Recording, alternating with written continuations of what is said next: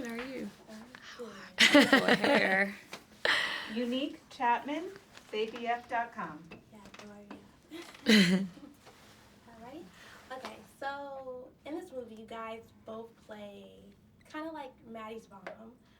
You are her actual mom, and you play another like surrogate type of mom. But you guys have different spectrums. Like you're overprotective, and you're like you give her that freedom.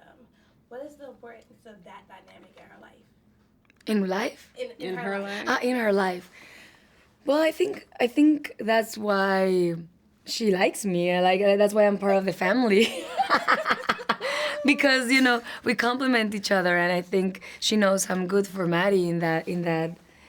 I think she wants the best for Maddie, and she knows I bring that to her life. That's why I've been there for forever, and that's why Maddie loves me, and we have a good relationship. We are a family, I would agree with that, and I think that my character knows that she is tightly wound and that she is very type A and has a particular way of wanting things to be, and that it's important to have the other side of that coin, as long as we have a clear conversation about the safety of my child, that it's important to have someone that is going to be a little freer, maybe not as free as she ended up being, but freer.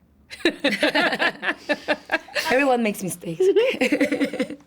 Without giving anything away, I got to see the movie last night, and the plot twist was, oh my goodness.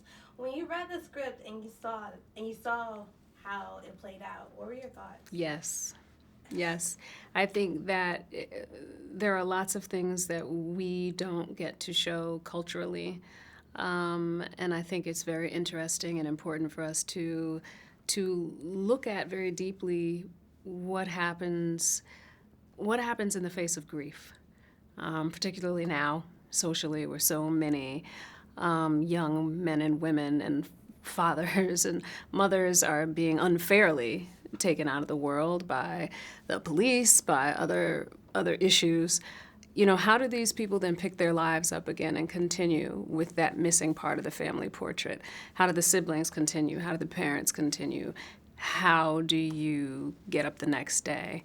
I think those are really interesting and important things that we need to talk about, because that's real life. And when we don't handle our grief, it morphs us, in ways that we don't know. We end up being extraordinarily overprotective, or we end up being extraordinarily removed. There's so many extremes. So I thought this is a very, very interesting script, a very important script, much more important, I think, than it appears, because it is so light and magical and whimsical, and that's also important because it allows the messages that are deep messages to just swim on through without hitting anybody on the head. So I found it to be quite a draw, and really, I think, much more socially important than it appears.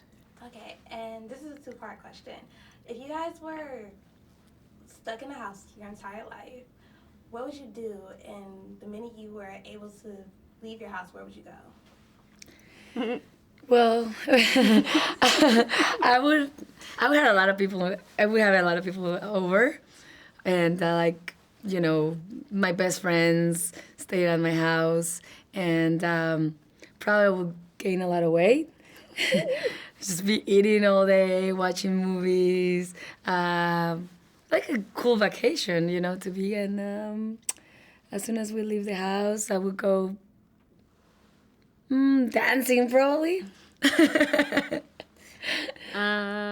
I concur with eating. I do a lot of reading. Hopefully I'd have a really fly house, so I'd be able to swim and feel outside-ish if possible. I would work on some languages. I really like language, so that would be fun. And I think the moment I got out, I would travel, maybe ride a bike. I love riding a bike. I would ride a bike. Mm. We rode a bike together. Yes. Thank you so much. Thank you. Of course.